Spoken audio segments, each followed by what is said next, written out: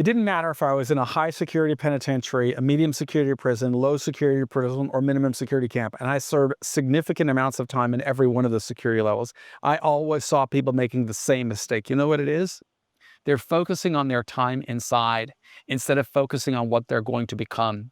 Prisons are really great at that. They're great at taking away your pathway to success. They're great at telling you that if you're a staff member, you've got nothing coming. Don't do the crime if you can't do the time. That's a message that's rooted in failure, and it's something I heard in every institution where I was held. I'm hopeful that we're going to see changes now that we have a new deputy director, but that was a message that I relentlessly heard, and what's sad is many people bought into it. The other sad part is that regardless of where I was, other people in prison would give advice on how to serve time. And they would say the best way to serve time is to forget about the world outside and just focus on your world while you're in here. Because there's nothing you can do about the world outside. And certainly, that can take us to that old aphorism from Henry Ford. He said there are two kinds of people in the world: those who think they can, and those who think they can't. And both are right.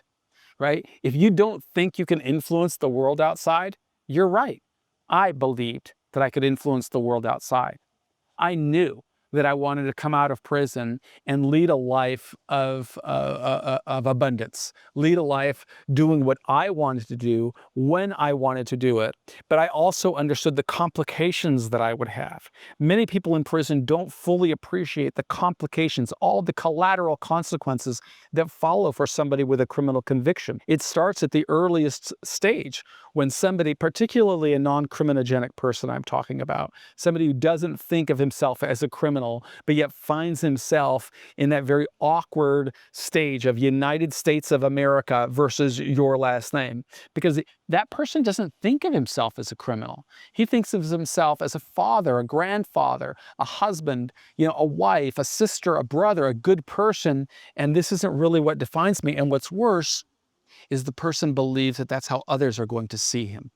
And so he makes decisions thinking that, well, people are going to see who the real me is. I've got a lot of friends in prison that didn't have any idea of what they would face when they got out.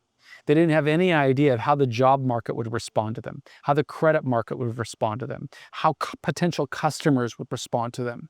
And that is the biggest mistake somebody can make, is they don't follow a path that is going to help them triumph or overcome the struggle and challenges that follow a criminal conviction. They don't understand what steps they can take to potentially work toward an administrative relief that can bring them to home confinement at the soonest possible time. They don't understand what administrative programs potentially exist that can lessen the time they serve in prison. All they think about is, a judge sentenced me to a certain length of time, and all I want to do is get in there and get it over with. Unfortunately, if that's the mindset a person has when they go into prison, they may find that they've got collateral consequences that last a lifetime. There are just too many stories I can provide, including one of a guy I mentored when I was in prison.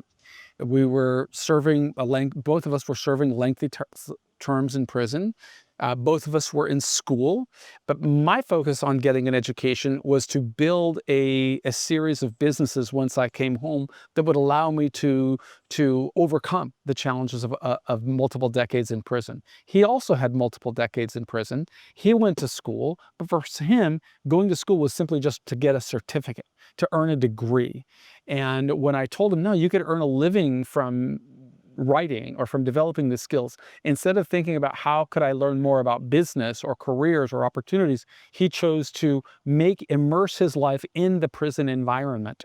And you see a lot of this on YouTube. There are a lot of guys that come out of prison and they build a whole life, a whole journey around focusing on gangs and how they control the TV room or the violence and really the salacious gossip of what exists in prison. There's a flip side that comes with that. The more you identify with the prison world, the less likely you are to ever be able to really earn a significant income. You may earn income as an entertainer from ads that YouTube puts on your channel or something along those lines, but you're not really in control of your life, because if the YouTube system or the algorithm pulls your channel, all of a sudden your income dries up, and it's very hard to transition into society when all you could talk about is that you used to run the TV room in prison, or that nobody abused you while you were in prison, or how did you deal with the gangs in prison. I've learned that nobody really gives a crap. What people care about is how have you positioned yourself to overcome a crisis? How have you positioned yourself to take care of your family while you're going through prison? How have you positioned yourself to earn a living on the other side of this journey? Because it's real.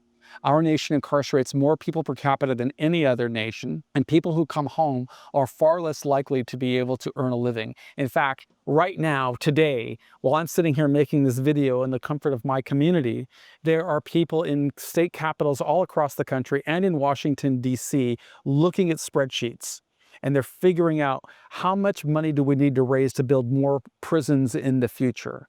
They don't only expect you to come back to prison, but they expect your children to come back to prison. And you have to be strong enough to say, you're not going to get me, because I lived as the CEO of my own life. I figured out how to create a plan as the best possible outcome at any stage, whether it was working to position prosecutors, how they might charge you so that you might qualify for administrative relief later, whether it's how you've worked to influence a probation officer who's going to write a pre-sentence investigation report, whether you've worked how to build a strong mitigation story so when you go to sentencing, your judge will see your potential and not only what the prosecutor wants the judge to see, which is what you did at the worst stage of your life or allegedly did at the worst stage of your life.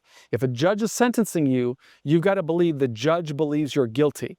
Otherwise, the judge would not accept a guilty plea, or a judge might issue a Rule 29 motion and declare the verdict not guilty and override the jury's verdict. If the judge is imposing sentence, the judge believes you're guilty.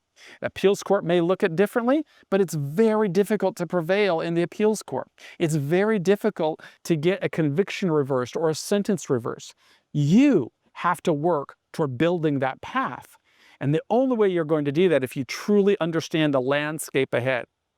Imagine I went into your business and felt like I could help you or figure out what did you do right, and I'm going to replicate it. It'd be very unlikely for me to be able to do that. You've put in the time and the energy to figure out how to build a successful business. Now you need to put in the time and the energy on how to architect a successful outcome to this very unfortunate experience. And the only way that's going to happen is if you invest the time and the energy and the resources to learn. We make everything available for free. I always make 3 promises. I'll never lie to you. I'll never ask you to do anything I didn't do. And I'll never ask anybody to pay me a penny. If you spend time on prisonprofessors.org, you can learn all of these tactics that will help you work towards the best possible outcome. If you need a guide, I encourage you to get a guide. And the only one that I would ever recommend is my sponsor, Justin Paperny, who's a good friend of mine who served time with me, and he's built a business that works with thousands of people. He offers a free webinar as a courtesy to members of our community every week. You could visit him at whitecollaradvice.com/nonprofit. But first, invest in yourself. Figure out what you can do today to develop a plan for the best possible outcome. To prioritize what you must do first, because that's going to depend on what stage of the journey you're in. To develop a series, a body of work, tools, tactics, and resources that you could use to self-advocate. Because after that judge imposes a sentence, you've got to become a master of self-advocacy. And that's what we strive to teach people at prisonprofessors.org. My name is Michael Santos, and I believe in you. Be cool.